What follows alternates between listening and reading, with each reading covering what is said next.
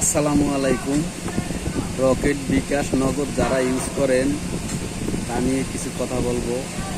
বন্যা দেশের পরিস্থিতির কারণে বিকাশে আগে ক্যাশ আউট করতে পারতেন হাইস্ট 25,000, এখন ক্যাশ আউট করতে পারবেন 50,000 একদিনে।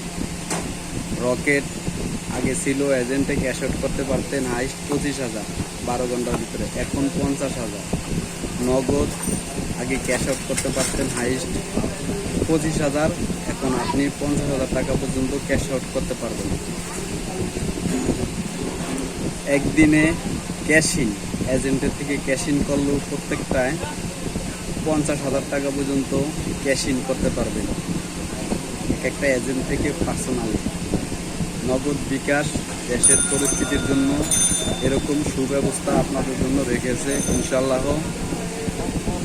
ব্যাংক বন্ধ থাকলেও কোনো প্রবলেম নেই, আপনারা নগদ, বিকাশ, রকেট এগুলো ইউজ করতে পারেন।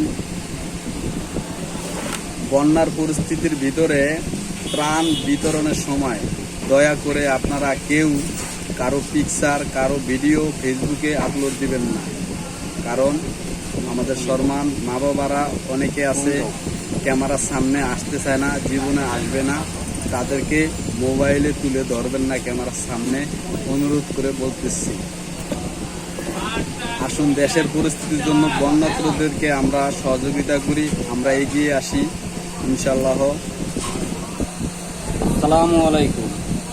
আমি শুধু দর্শকদের উদ্দেশ্যে একটু কথা বলবো, কারণ হলো এই যে বর্তমানে যে বন্যার পরিস্থিতি চলতেছে, আপনারা সবাই এগিয়ে আসুন।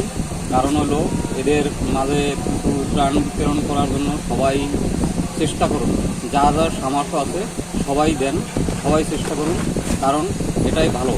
কারণ আমরা মানুষের জন্যই এগিয়ে আসতে হবে, আমরা সবাই এগিয়ে আসতে হবে।